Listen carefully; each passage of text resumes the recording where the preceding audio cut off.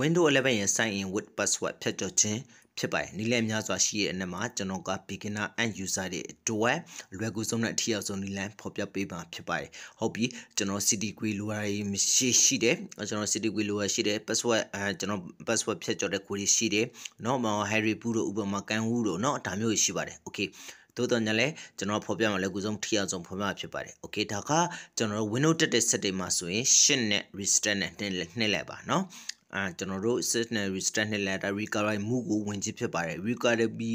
မှုကိုဝင်နေတဲ့လူကတော့မလိုတော့ဘူးပေါ့ဗျာเนาะအဲ့ဒီ recovery မှုကိုရောက်သွားပြီဆိုရင်ဘယ်ကိုသွားမှာလဲကျွန်တော်တို့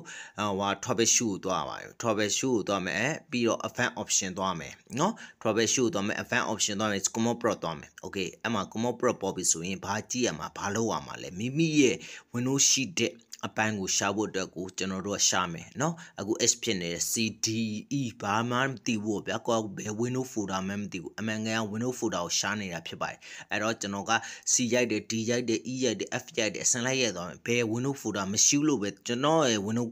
partition ပိုင်းတော့ဘယ်မှာရှိသိလေဒါမဲ့first beginner user တွေအတွက်လိုက်ရှာအဲ့လိုတော့လိုက်ရှာအောင်เนาะ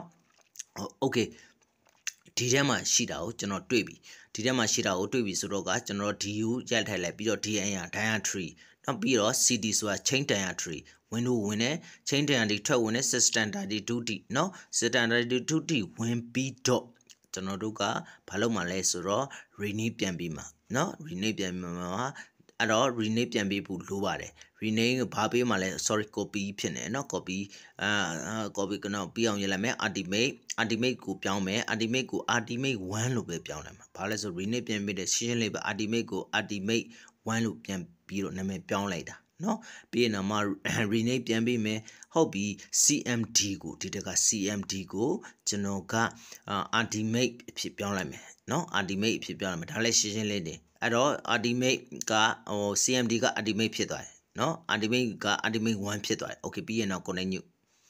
ပြီးရင်တော့မှဆက်ပြီးတော့ကြည့်လိုက်ကြပါเนาะ okay ဘာလေး accessibility လေးကိုပြောင်းတာပါခင်ဗျ accessibility လေးကိုပါ accessibility မှာဘာရှိလဲဆို visual keyboard တွေရှိတယ်ကျွန်တော် on screen keyboard ပေါ့ဗျာเนาะဒါမျိုးတွေရှိပါ okay အဲ့ဒါလေးကိုပြောင်းလိုက်တာဖြစ်ပါတယ် okay အထီအောင်ဆုံးတဲ့နီလန်းဆုံးနီလန်းလေးဖြစ်ပါတယ်เนาะဆက်ပြီးတော့ကြည့်လိုက်ကြပါ okay